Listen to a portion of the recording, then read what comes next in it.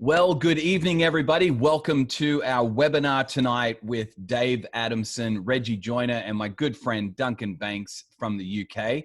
It's good evening here in Australia, but if you are watching from the UK, hope that you're enjoying your lunch today. And if you're on the East Coast of the United States where Dave and Reggie are located, good morning, and I hope you got a really strong cup of coffee to get your day started. And we hope that this webinar will help you get your day started in a great way. I'm actually certain that it'll do that, especially for those of you. Look at that. Reggie's got an orange cup and he's representing well today. For those of you that don't know, those that are on the call, Duncan Banks is the director of the Further Faster Network in London, England, and helps to lead a network, an affiliate network of North Point Partner Network in the United States for the UK and Ireland. Dave Adamson is transitioning to a brand new role, which is super exciting, directing the initiatives of Orange in both Australia and New Zealand. And so super excited about that transition, Dave, and we're pumped to get you back down to the Southern Hemisphere here shortly. COVID willing. We used to say Lord willing. Now we say COVID willing. But nonetheless, we're excited to have you back down under, Dave. And then Reggie Joyner, for those of you that don't know, Reggie Joyner, founder, CEO of Orange, and was actually one of the founding members of the team that started North Point Community Church. Some of you may know the name Andy Stanley. Reggie and that team launched that church now, I think 25 years ago. Is that right, Reggie? Long time ago. Long time ago. Reggie, some of the times when I explain to people Orange or I talk about Orange curriculum, one of the first questions I get from people oftentimes is, hey, what's with the name? Where did this name Orange come from? And I know that it has to do with you guys' philosophy of ministry. Could you maybe just share with us what that's all about? Sure. We originally were called the Rethink Group, and because we were rethinking a lot of how we do ministry, discipleship. And somewhere along the way, because we represent the partnership that exists between the church and the home, we decided, because we kept saying two combined influences make a greater difference or bigger difference than just two separate influences. The idea being that when we have discovered churches and homes getting on the same page, the impact on a kid is just greater. So we decided, well, let's find something that illustrates that. So we thought, well, you could take two different colors, put them together and create a third color.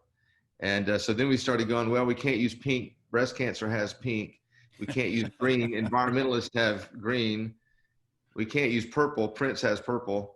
Yeah. And so we decided, you know what? Orange works. I mean, it's the light of the home, the light of the church, which is yellow, the heart of the family, which is red.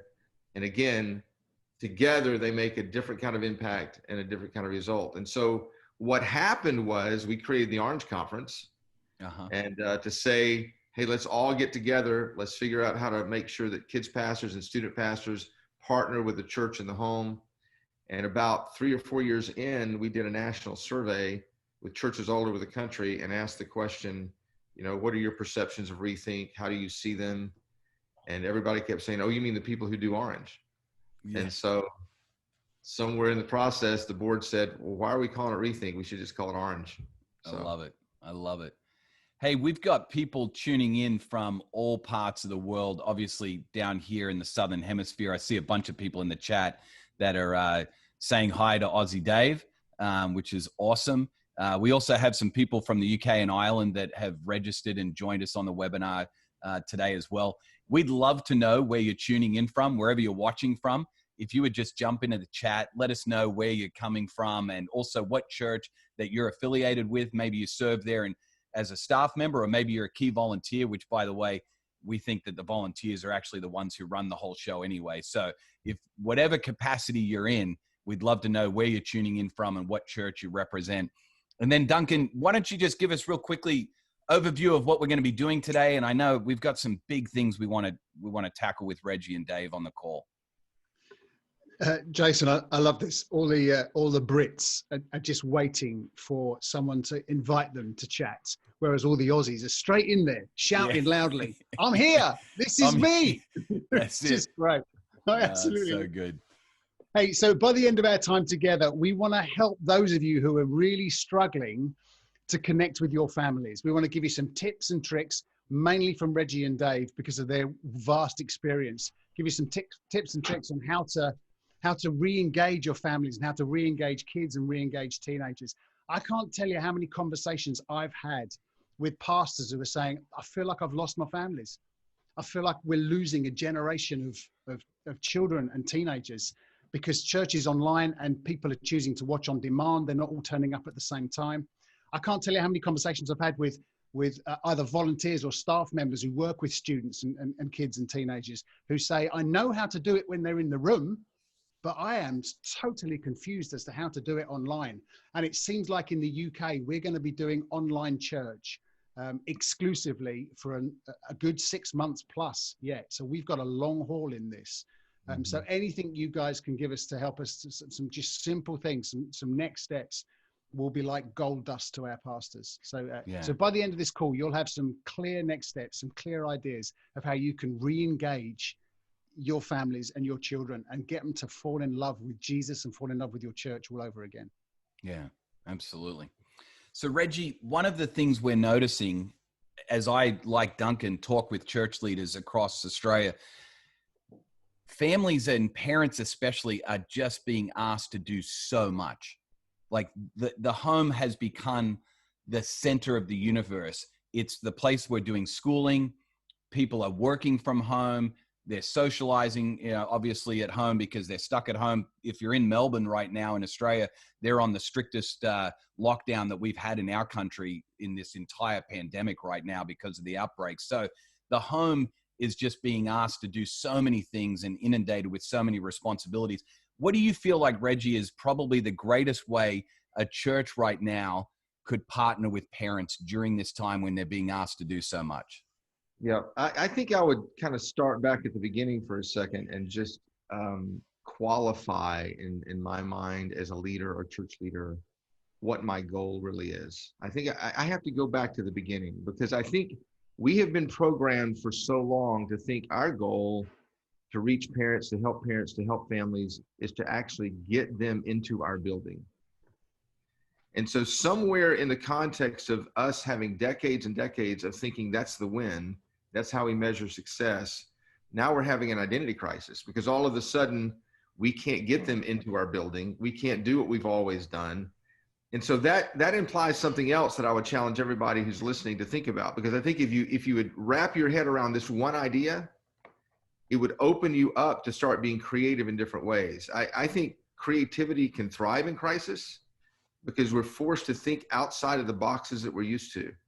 And so I'm going to give you this one idea. And the one idea is this: when we help parents win, it has less to do with getting them in our building than it does to do with us seeing what their needs are and meeting their needs. We have been programmed for so long to think the best way for me to help a parent win is to get them into my program. The problem is that's not the way parents think. There aren't any parents out there going, hey, I think you're really helping me win when I come to your church. They've got all these other issues, which are now magnified, which are their relationships, their education of their kids. As a matter of fact, if we had on this Zoom call today, most of the parents in your community, and they were listening to us have this conversation, they would be going, whoa, wait a second, I'm confused. You think what I need somehow is to get back in your building? That's really not what I need. It's the last thing I'm thinking about. So here's the bottom line, and then we can go from here. And if we get into the technology and the online and how to do Sundays at home and some of those kind of things, we'll talk about what that can look like too. But at the end of the day, somewhere in the context of our framework and our thinking, we've got to recognize that the average parent is out there worried about the future of their kid. The church cares about the faith of a kid. Now, here's the problem.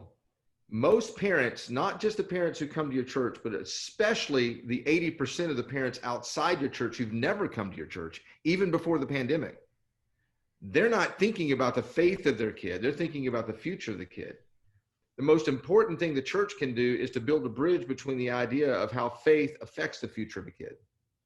We leave that gap so wide open sometimes because we don't seem to care about the real issues the family's dealing with, that the family doesn't really see the church as a solution or as a part of their everyday life, that's the pivot we have to make. The pivot we have to make has to start with how we see the family and how the family sees us. I love it. So good. So good. I love, Reggie, you just said out loud what every parent is saying. I am totally concerned with the future of my child right now. I've got 3 of my own, and 19, 17, 15, even though they're a bit older, and I'm kind of in this transition of moving from parent to coach right now. That is the top of mind thing that I'm thinking about all the time, is their future. Obviously, as a faith-based leader, I Sure. think that their faith is a big part of their future, but that's not the case for everybody. And how can we marry those two things together? So good. So good. So on a practical level, Reggie, then, what are some things that you are seeing either churches already doing, or things that you wished the church was doing to put those two things together? Is there anything on a practical level that just comes to your mind? Well, I know as an organization, we've pivoted because we're already in digital spaces and we're already using videos and all kinds of tools that are digital to help families have conversations. My greatest encouragement is to hear or to get, I actually get families who send me pictures of themselves watching our videos that we use on Sunday morning in church in their home. We have a Sunday at home program where churches can actually customize these videos, because most churches were already programmed to have their Sunday morning sermon, online. So that's one thing. But most churches aren't programmed to take the content that they're doing with kids every week and have it packaged or presented in a way where it can go right into the home. So in our organization, we pivoted about 4 months ago to simply allow families and churches to customize everything we're doing so it could go into the home, specifically so that on Sunday mornings, there's a Sunday at home program. And there's another piece of this that I think is interesting. And I don't know enough about Australia and England to kind of speak into your culture, but I do know this: in America, before the pandemic, there were already a lot of families who didn't go to church. The pandemic is just a reminder to us that most of the parents aren't coming anyway. And so what I challenge leaders to think about in terms of Sunday at church and Sunday at home is that there were already a lot of families that were Sunday at home families before the pandemic ever happened. So what would it look like? And this is where I would try to challenge everybody to think outside of their box. What would it look like if the family down the road from your church, or in the community that your church is in, who doesn't attend your church, what would it look like for them to call your church their partner, even if they never come to your church on a Sunday morning? Yeah. Because when the lights get turned back on, and I really believe this, I know this is true, when everything is over and we're past this, families who are committed to the church, who are Sunday at church families, most of them are coming back. They're going to show back up, and our programming will still exist. But during this window of time, when we're having to figure out how to build a bridge to their homes, what would it look like if we started being more intentional about going after the parents who have never come to our church, who for whatever reason in their mindset don't think Sunday morning in a building with 3 songs and a sermon is really what they want to participate in? What does it look like to build a different bridge to them, so that when this is all over, we still have a partnership and a relationship with them that's so much bigger than our buildings? So I think that requires us, right, Dave? That requires us to use the platforms that they use in their education systems and everywhere else to build a different kind of discipleship model. And what you're saying, Reggie, can I just dive in? This is brand new thinking here, Reggie, for so many of us, because I think as family ministries, working with students and teens and kids, we've basically worked with the students that came to our building, the kids that came into our building. They were our flock. They were the parents and the kids that we worked with. And what you're beginning to talk about now is we've got to ask ourselves different questions, because we've got to start asking ourselves, how do we attract kids and teenagers and parents who aren't already here? And I don't know, there are many youth pastors and kids ministers who have ever asked that question, because we're just working with the ones we've got. So, online, how do we start equipping our kids and our teenagers and our parents to get involved with other families and invite other families? And how do we start reaching out to families, like you say, who could be so helped by our church, but have no idea we even exist? How do we begin with those kind of conversations? You want to jump in, Dave? I know you've got the digital background. Yeah, there's so many ways that those conversations can be had, Duncan. And I think to Reggie's point earlier, we need to be leveraging those tools that parents, families, kids are already using, and start being in those spaces.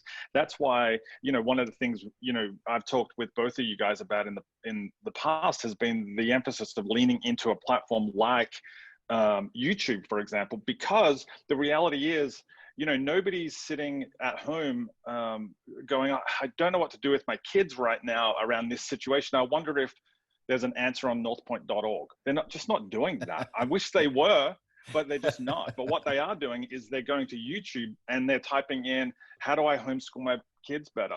How do I get through a vacation time when we're all stuck at home? In Melbourne, Australia at the moment, how do I get through 5 weeks of lockdown where I'm only allowed to go 5 kilometers from my house and only one person at a time can, that's what they're Googling at the moment. And so if the church can start leveraging tools like YouTube, I think that's when we really start to make a difference in those spaces. And this is why, I think I might've mentioned this to you guys before, but this is why one of the things I love is, Orange has been putting up on YouTube this Sundays at Home program, and just giving parents the opportunity to really bridge that gap that Reggie had spoken about, but doing it on a platform that people are accessing anyway. That's where I think we can start to win.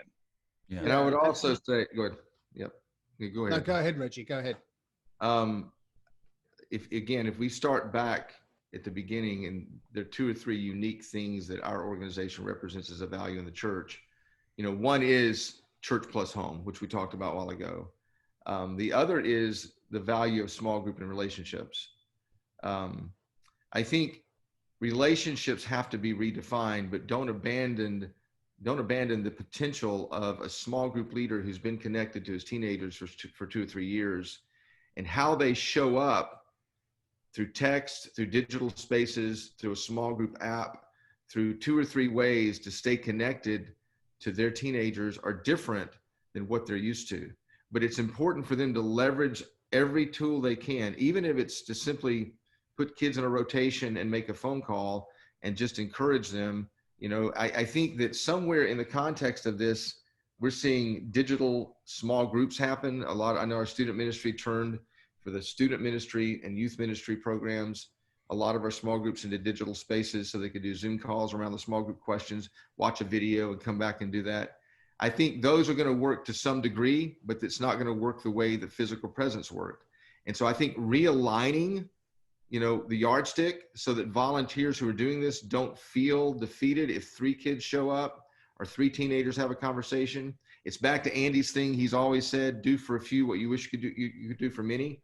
I mean, I think it's so important right now to just make sure that that's good.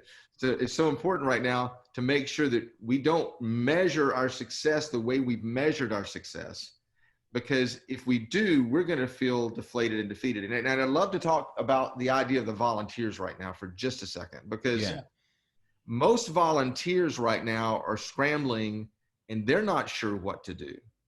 And so staff members are trying to come up with different lists of things to give volunteers, and volunteers are going, but I don't think this is working. And there's this disconnection that's happening with volunteers.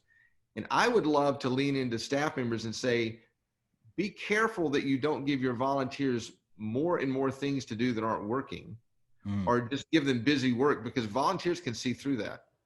I think the most important thing for a staff member to do right now for a volunteer is to do for the volunteer what he hopes or she hopes the volunteer will do for 2 or 3 kids. So good. That is just show up for the volunteer. So good. Build a relationship with the volunteer. Pray for the volunteer. So good. Check in with them every week. Be the pastor of the volunteer. Yeah. Because the volunteer sees past, do you really care about me, or do you care about what I can do for you? Yeah. So I think more than any other time, there is this unique opportunity. I even heard about a church the other day that when they started up their church, on Sunday morning with social distancing and limited space at about a 20% capacity of what they would typically be able to do, making sure they were keeping all the rules, related to COVID. They only started church service for the volunteers. They only let the volunteers be the ones who show up. And because they know the investment in relationships with those key leaders will be huge as they go forward on the other side of this issue. So I would say what a great opportunity for those of you who are staff or those of you who are directors or even volunteers in charge of the volunteers. This is a great time to just pour into their life everything you can do. Deliver groceries if you have to. I mean, what can you do to help them? Yeah. I love that. I absolutely sounds love that. Sounds a lot, Reggie, like a guy in the first century named Jesus, what he did for 12 guys that changed the world, huh? So good. So good. Love that. Duncan, go ahead. I know you had a question or. No. I was going to ask, Reggie, with your, and you too, Dave, you see the church at large now, and you must, because I know Dave in particular, you think a lot about what future church might look like. But what do you see will change about children's ministry and about working with students and teenagers because of what's happened in this pandemic, because people have got used to online content and not feeling guilty about not showing up at 10:30 on a Sunday morning? How do you think family ministry will change in the future for the church? What should we be looking out for? Dave, you want to go first? No, please. Age before beauty. You just have the hair, so you're bragging. Here's the thing. I think the church had already changed. I think the way community has seen the church, and I alluded to this a while ago, I mean, when we look at the stats of the people in our communities who have stopped going to church long before COVID, I mean, people had changed their perception about the church. And I think the most beautiful, powerful thing about this awful crisis is it raised a flag for the church to go, oh, what happens when people stop coming?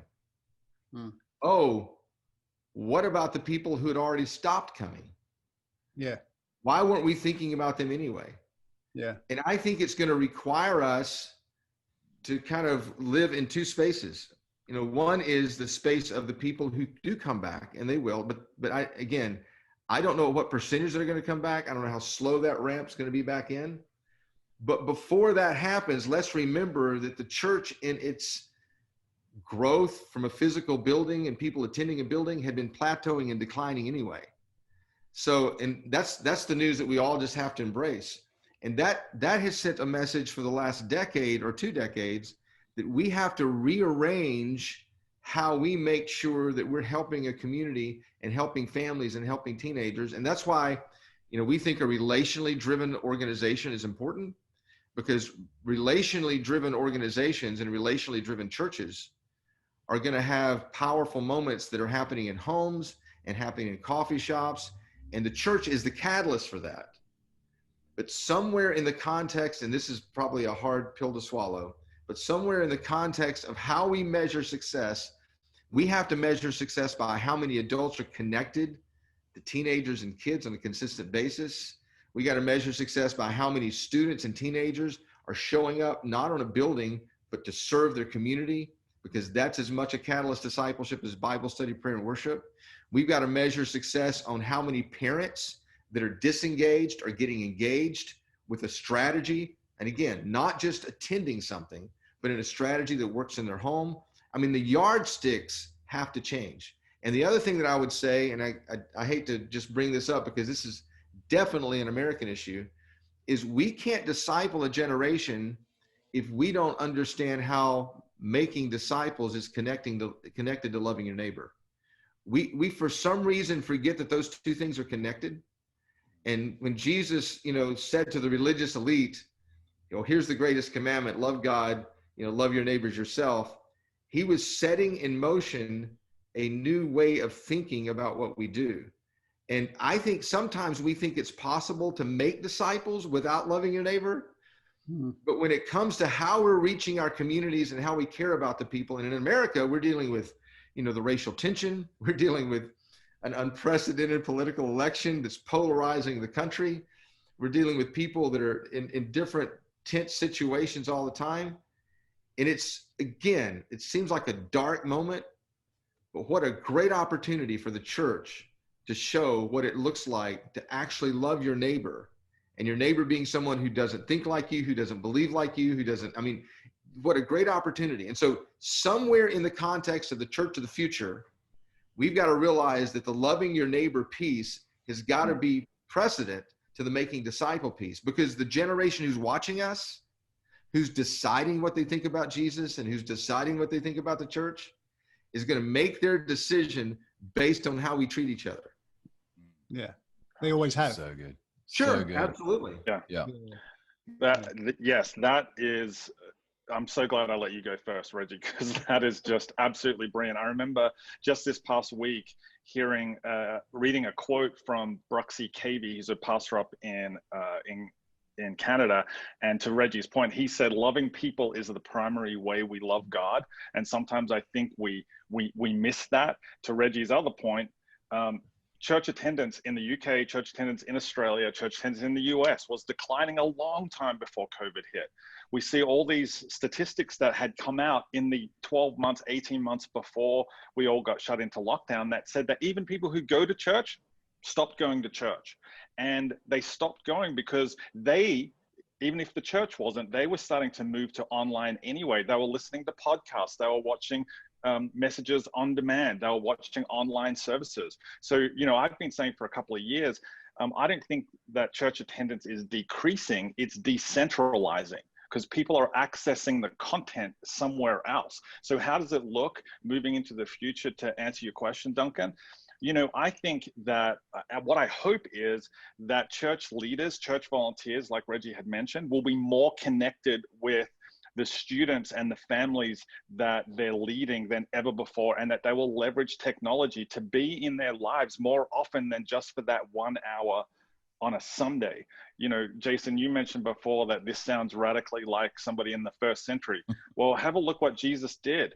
He spent 24/7 with 12, and I would argue this theologically, 12 teenage boys. He spent 24/7, he was constantly in their life. Yet we built a church model that said, hey, come on Sunday, and then that's it. It's over. We'll see you next Sunday. Like literally, that's how we closed out services. Hey, see you all next Sunday.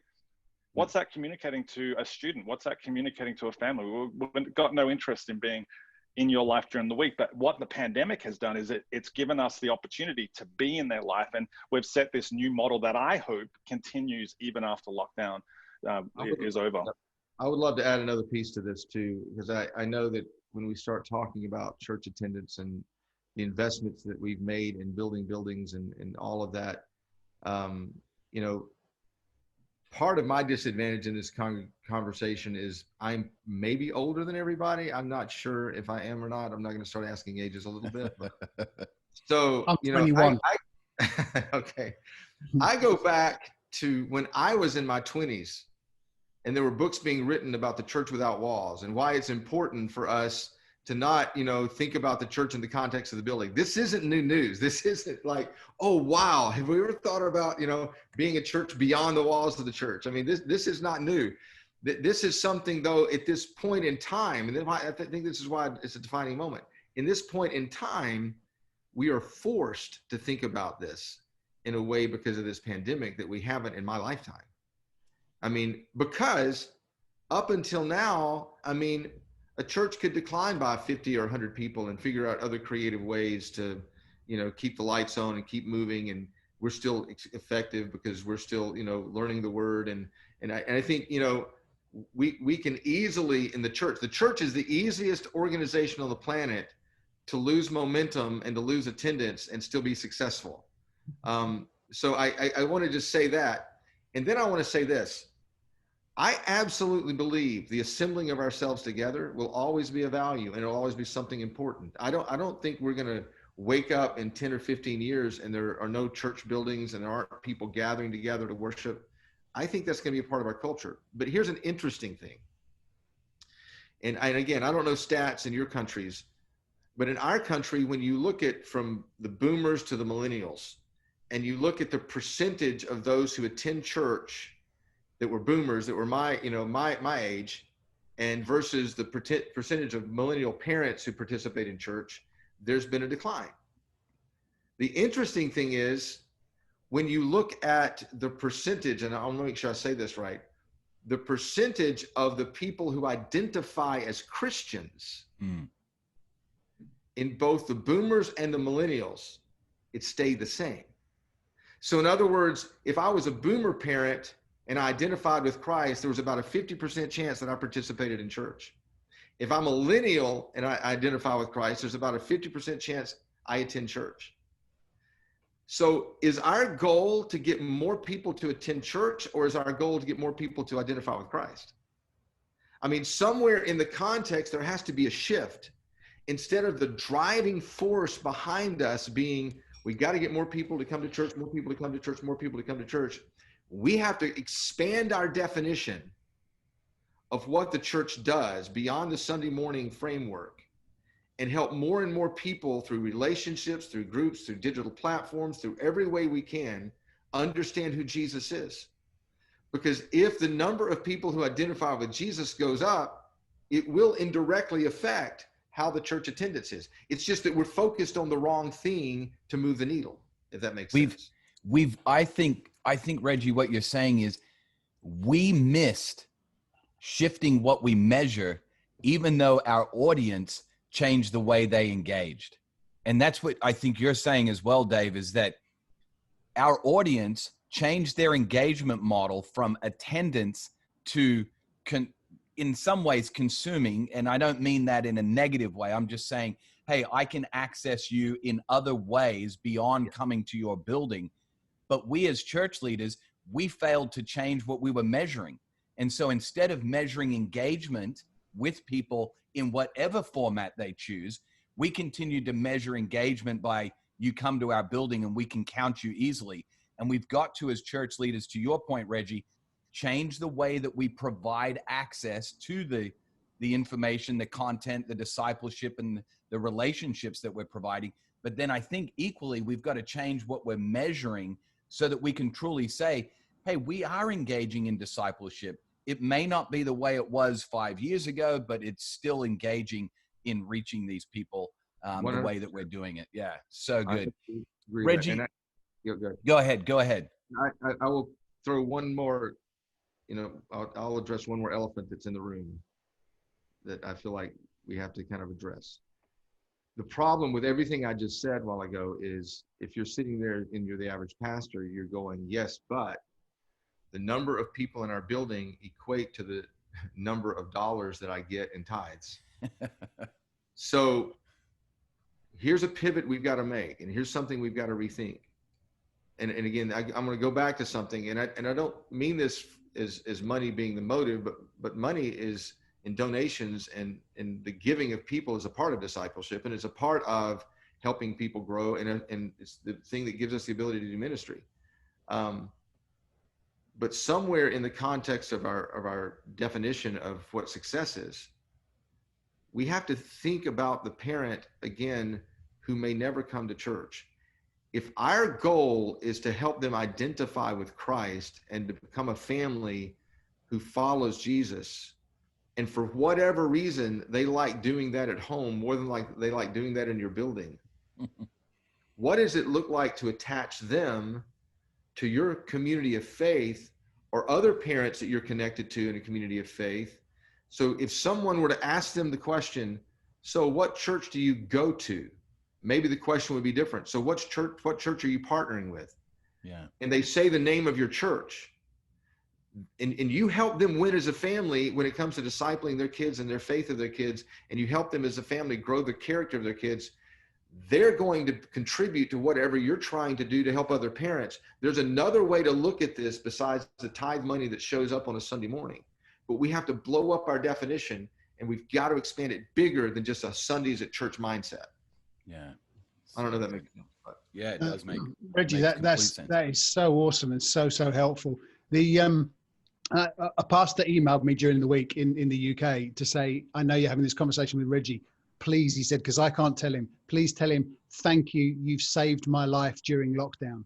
You and the Orange organization. because all the network churches in the UK and in Ireland, we use the Orange content, and it is so fabulous, and it translates perfectly into our culture as well. So they wanted to say thank you for what you're doing there.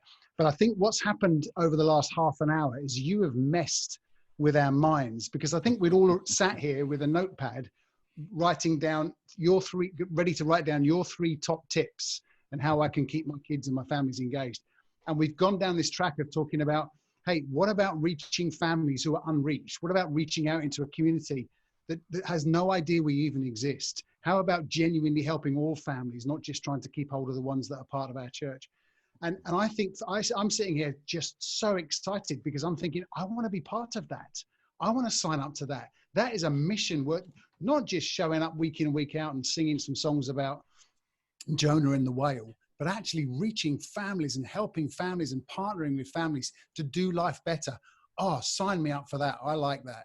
And I think what you're talking much more to pastors and saying to pastors, you know, this is an opportunity to reach people in a way we've never reached people before. And, you know, we have the racial tensions just like you do.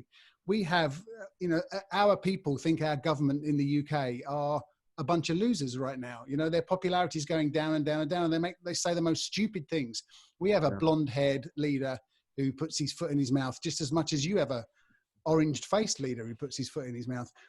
So we have all those. Don't use the word orange in relationship to that. So we're in the same boat as you with all of those things. So what you're saying today is changing the perspective for us, and so very helpful. And we are so very grateful. We really are. Well, thank you guys. I'm surrounded by some great thought leaders. You know, I'm so glad that Dave is moving to Australia for 2 or 3 reasons. One is I'm going to get to come visit him. And 2, I feel like, you know, we want to have some eyes on the ground there to talk about what can we do, you know, globally to make some things happen that we feel like need to happen. And I feel like, you know, when our team pivoted in the middle of this to turn on everything we could so churches could do whatever they needed to do digitally, you know, for 4 months, I mean, you know, we had no income coming into our organization, but it was just the right thing to do as a nonprofit, and we all felt it. Because at the end of the day, you know, we're a nonprofit. We feel like there's a mission that we're called to and compelled to kind of make sure that happens. And I do believe what you described a while ago, Duncan, about reaching into the community and parents outside the church, there will be people who just get ignited about who the church is when they see that happening. There are people waiting on the sidelines for a different version of the church that actually measures success by how the community wins and how the family wins, more than how many show up on Sunday morning. So they're ready and waiting for a different definition of church. Reggie, go ahead, Dunk. Can I just ask Reggie one question then? Because I'm trying to put myself in the sandals of the average vicar in the UK, and I think a lot of church leaders right now are thinking to themselves, I get that. I think that's fantastic. I'm all into this. But where do I even begin? I mean, what is my first next step? It feels like you've opened a fire hydrant and poured out so many new ideas to me. Where do I even begin to make this work? What would you suggest I do first? Well, I have always believed, and I'm probably simple-minded in this way, that if I can put my best leaders around a table, we can figure out anything. And I would start with 2 or 3 questions with some of my most important leaders that are creative and innovative. And they may not actually be on your staff. They may actually be people, you know, in your church that are leaders, because at the end of the day, you have people in the digital spaces, you have people that are CEOs of organizations, and put them around a table and go, okay, here's the question. How can we help parents in this community who don't go to our church win the way they need to win? And what can we do to start building bridges to them so they feel like we're partnering with them? And I would encourage every community, is it vicar? Is that what you said? Vicar? Vicar. Every vicar to surround themselves with 3 or 4 thinkers, thought leaders that would challenge the process and create some new ways to measure success. The other thing I would do is what I said earlier. both with the parent and the volunteer. I would make me a short list of my key parents and a short list of my key volunteers, and I would start pouring into them with this kind of mindset, these kind of questions. And let me say this, you have to pick parents and volunteers who share your values. Because we all know that in all of our churches, there are parents and volunteers who might not be outward focused. They're inward focused in the way they read the scriptures. They're inward focused in the way they think about their church. They're inward focused. And it's so tempting over time for us to build our church around those who are inside the church. And that shapes our thinking a certain way. And the reason I think it's important to find parents and volunteers that don't think that way is because they're going to be the future in how you build this. And you have to be intentional about thinking like those on the outside. Yeah. I joke about this all the time, and the changes that we made. We started North Point and all the churches I've ever worked in. I have never once had a parent who didn't come to the church call me up and say, have you ever thought about doing this? Because if you would, I might attend. Never had that happen. Yeah. But when I've made a change and it made a parent on the inside mad, I guarantee I got a phone call. So there's this pressure to make your decisions based on that group. I would say surround yourself with leaders that are Christians, leaders who think this way, so that you can start turning the ship toward an outward focused model. I mean, I love that. And I love the emphasis on volunteers. I mean, just my own personal story, I was with some friends a few nights ago, and they were telling me that they've got 2 teenagers. And since lockdown happened, no one has contacted them from their local church. Middle of March until now, August, yep. They haven't had one contact from the church. Whereas the week before, I was talking to one family from a different church who said, we love our church. Our kids, they're on the phone to us. They've knocked on our door. They've left parcels on the step. They've done crazy things, like they said they bought one. This family said the church bought round a meal for us, for me and my husband to have a meal, while they took the kids in the back garden and played football with them. I mean, wow. Just, they love their church. I think we're just back to ministry 101. I mean, it's like, there you go. Yeah. It is. You're absolutely right. Absolutely right. And you talk about pastors worried that people aren't going to give their dollars or their pounds anymore. Well, when you love them like that and you connect them like that, they're going to love you and want to be part of everything that you do. Yeah. So wise really words. Back to the relationship. Yeah. And Reggie, go ahead. I was just going to say, Reggie, I know time is running short, and I want to honor what you've got going on this morning there in Atlanta. One of the things that you've talked about a little bit tonight is that the next generation and these generations that are already with us are watching how we are loving our neighbors. And I know that you have had a burden and a passion for communities that have minorities and people that are marginalized. And quite frankly, you've gone in and essentially adopted Wrightsville there in Georgia as your personal project that you want to invest heavily into. If a church leader is listening to this and says, how could we be a church that could revolutionize the way people perceive us in our community, not come to our building, not, fill our rooms or even donate, but change the perception of how we impact this community? What are some first steps that you would say have been effective in your journey there in Wrightsville that you would say, I think this could translate into your community? There's so many pieces to that. I mean, I do think that to oversimplify, I have this, and this whole organization is driven by this idea that the best chance a kid has related to having a dynamic faith and a better future are the number of adults who show up in their life consistently. When I showed up in Wrightsville, Georgia, there are a lot of churches that are older there. By that, I mean the congregants, the people who show up, most of them are older than me. And when I would visit the different churches, I wouldn't see kids or teenagers. And it's a small community. I mean, it's a county of about 7,000 people. Maybe 2,000 live in the town. It's 30% under the poverty line. But it still bothered me that kids and teenagers weren't showing up at churches. But after I went to a few, I could understand why. But it dawned on me, and by this I mean, it dawned on me that the church was still the best place to put a consistent adult in the life of a kid or teenager.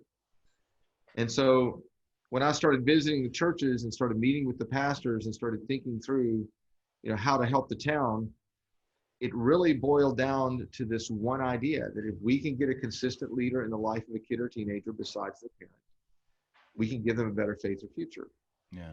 And I know that you can talk about food programs, and you can talk about helping the education system, and we should do all of those things. The church should show up to help public schools. The church should show up on the front lines of whatever issues the community has. But the greatest gift a church can give anybody in a community is another adult in the life of a kid or a teenager that cares about their faith and future. Yeah. And we're back to partnering with the parent, because I say faith and future very deliberately. Yeah. If you don't care about their future, if you don't love your neighbor, you can't help them love God and care about their faith. Yeah.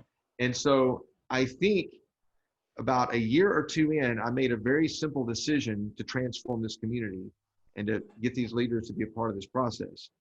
If I could just make that work for 10% of the kids, if I could just get the right 10% of the churches, if I could just get the right 10% of the parents buying into this, we can make 100% difference.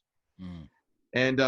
And you've got to measure success in those terms. And what happened as a result, and what is happening and continue to happen, I mean, we started our first interracial high school gathering, multi-church gathering about 2 years ago. And we averaged about 40 or 50 teenagers who had never worshiped together, who'd never been in a Bible study context together, in this big, brick barn that was there. And that's about, for me to hang out with 50 teenagers made me more nervous than standing in front of thousands of people communicating about leadership, because the stakes are so high, because these kids are deciding what they think about faith in that context. But 50 to 60 teenagers, there was one night we had about 80, there are only 400, maybe 450 high schoolers in the entire county. Wow. So when you look at percentages, and there's another piece of this that I would say too, and I would love for churches to think about this, especially if they're going to do something in the community that changes the way the community sees the church. Something happens when the community sees multiple churches doing things together. Yes. Yes.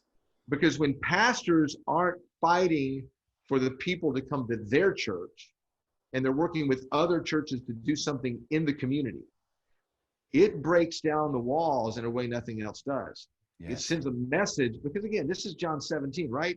They'll know we're Christians by our love. I mean, somewhere in this, we've got to make sure that we're moving those barriers as well, so that it's not simply about this local church owning the needs of the community. It's about these local churches working together and demonstrating. And anyway, that's probably a long piece of the story. No, Reggie, it resonates so much. I had the privilege of serving, and you actually came and spent some time with us in Colorado Springs at a church, and we helped to launch this thing called "Cause I Love You" or COS I Love You. Yeah. And you're familiar with it, and Jimmy and the guys at Compassion were helpful in that as well. But the thing that was most unifying and changed the perception of people in the city is the fact that all of these churches were partnering together. The thing that we found that helped us to gain unity is that we went to the leadership of our city, the mayor and the superintendents of school districts and people running all of the schools, and said, hey, we want to learn from you what are the greatest needs that the faith community could help with. Good. We made those things our agenda. And so Good.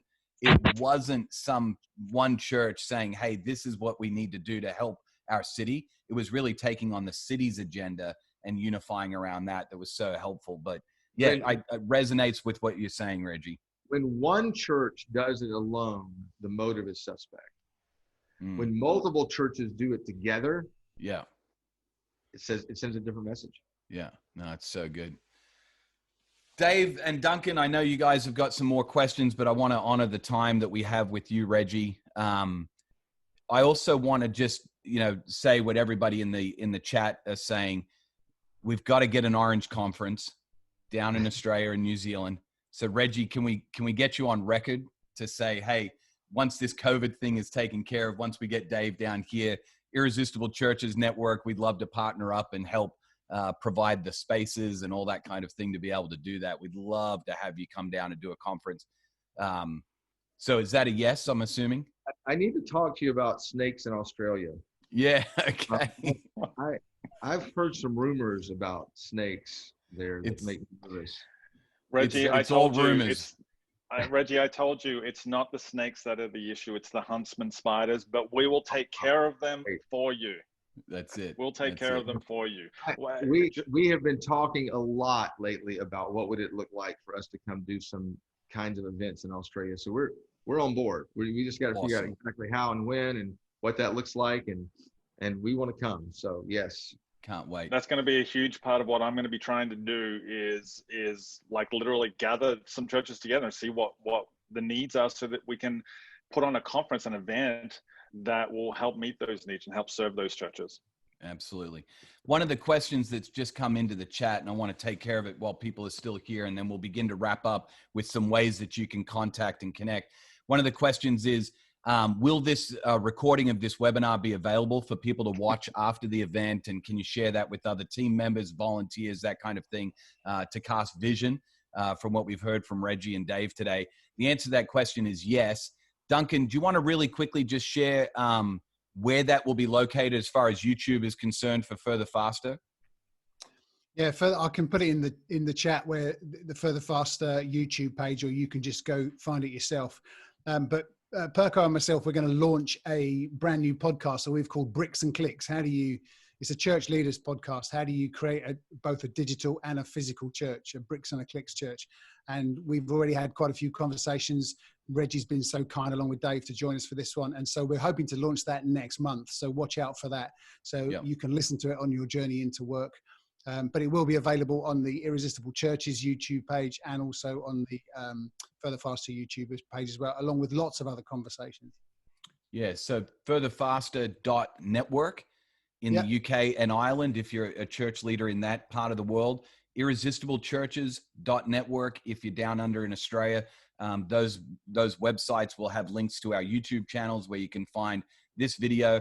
And then if you go to bricksandclickspodcast.com, you'll be able to find all the information from the podcast as well. And obviously on all of the different social media platforms. Davo, real quick, your email address, if people haven't caught it in the chats, how they can get a hold of you, especially with your move down under. What's the best way to contact you? Yeah, I would love to be connecting with church leaders in Australia and New Zealand as soon as possible. Like, feel free to hit me up on email. It's dadamson@rethinkgroup.org. I'm about to put it in again. It's in the chat again. And really, I just want to learn from you, hear your story, and then figure out ways that we can partner with you and make that sort of connection. So please hit me up on email. I would love to stay connected. And then Reggie is a great follow on Instagram, super fun follow. So make sure you at Reggie Joiner follow Reggie on social media. Great way to connect with him as well there. Reggie, any final thoughts, mate, for church leaders that are watching the webinar? Anything you'd like to share from your heart? I mean, the only thing that I think I would probably share in closing is what I shared at the beginning of our conference. You know, this caught everybody by surprise. Nobody was expecting it. And I have so many leaders who just say, you know, why me? Why now? Why this? And if you're a leader who's leading in the middle of this, I think the question is the wrong question, because I think there's a reason why you are the leader in the middle of this.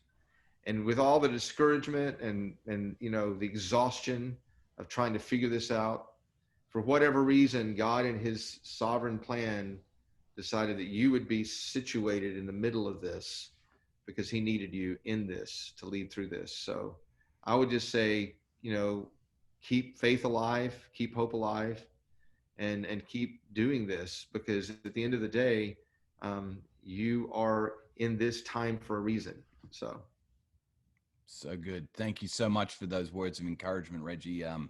I know all of us at some point in this pandemic have probably questioned, God, what are you up to?